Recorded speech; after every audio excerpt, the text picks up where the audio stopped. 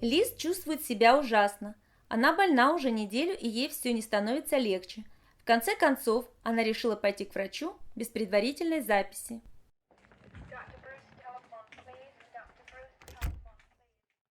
Tell me how you're feeling. Terrible.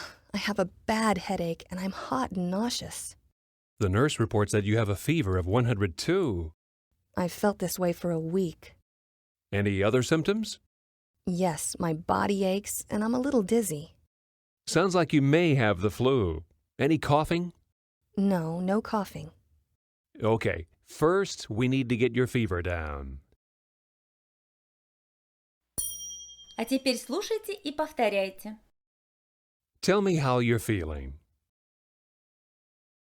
Terrible. I have a bad headache and I'm hot and nauseous. The nurse reports that you have a fever of 102. I've felt this way for a week. Any other symptoms?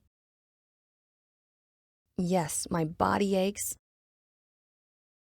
and I'm a little dizzy. Sounds like you may have the flu. Any coughing? No, no coughing. Okay. First, we need to get your fever down.